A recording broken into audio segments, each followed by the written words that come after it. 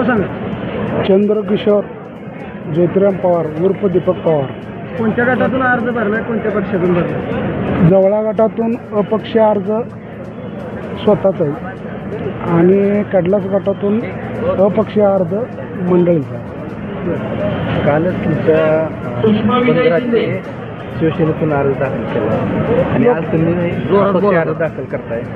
लोकशाही ज्याला त्याला अधिकार आहे. काय गोष्टीमध्ये मी काम करत असताना मला बापूकडनं थोड्या अडचणी आल्या म्हणून अपक्ष अर्ज मी भरलेला आहे. आणि जवळा गटातले काही लोक आबा गटातून काय अडचणी तिथे म्हणून अर्ज भरला आहे. आणि 18 साली अमरण उपोषण आम्ही सांगोल तालुक्यात 27 दिवस केलं, 10 दिवस उपोषण केलं कडलासमध्ये. पाण्याचं आम्ही ज्याने काय ठिकाणी टेंबूची योजना आणि निरा देवदर, ज्या ठिकाणी निरा देवदर गेले आणि त्याच्या चढणावरती तिथं काय ठिकाणी टेंबू नाही, काय ठिकाणी टेंबूची योजना तशीच ग्रहित आहे. सांगोल तालुक्यामध्ये अजून निरा देवदरचं पूर्ण काम सबलाईनी तयार नसल्यामुळं कॉन्ट्रॅक्ट ऑफिस अजून फलटण ऑफिसला पाणी देऊ शकत नाही. 4 आणि 5 नंबर फाट्याला आम्ही 18 साली आंदोलन केलं. ब्रिटिश कॅनल अजून सांगोल तालुक्यात पूर्ण नाही. हे सांगोल्यातलं दुर्दैवी आहे. सांगोल्यामध्ये दवाखान्याला लोक सांगली, मिरज, सोलापूर, पंढरपूरला जातात. योजना नाहीत, दवाखाने नाहीत, कॉलेज मोठी नाहीत.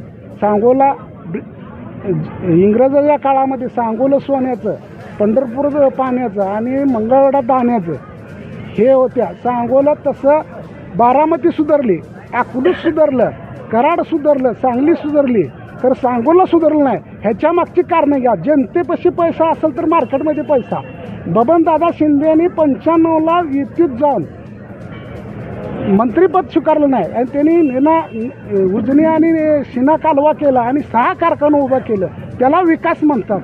ज्याला विकास करायचा त्या माणसाला सांगोल तालुक्यामध्ये, सांगोला तालुक्यात विकासाची गंगाच नाही.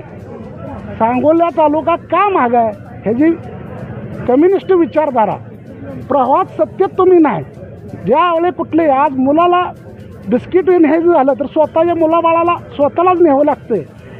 सत्तेत असलं तरच ती लोक निधी देतात, सत्तेत नसेल तर निधी देत नाहीत. आणि सांगोल तालुका सगळ्यात मागास आहे. सांगोल तालुक्याची जनता ड्रायव्हिंगमध्ये आहे, माताडमध्ये आहे, बाहेर जगते आहे. आणि सांगोल तालुक्यात शांतता म्हणतात. प्रत्येक घरटी माणूस बाहेर आहे. प्रामुख्यानं कोणता प्रश्न आहे आता तुम्हाला सोडवावं लागणार आहे? गटातनं दोन्ही अपक्ष उभा राहणार आहे. आणि पाण्याचा प्रश्न घ्या, अनेक योजनेसाठी आपण लढण करणार आहे, उपोषण करून किंवा आंदोलन करून.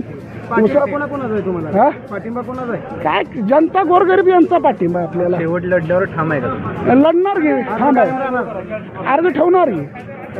ठीक आहे, धन्यवाद.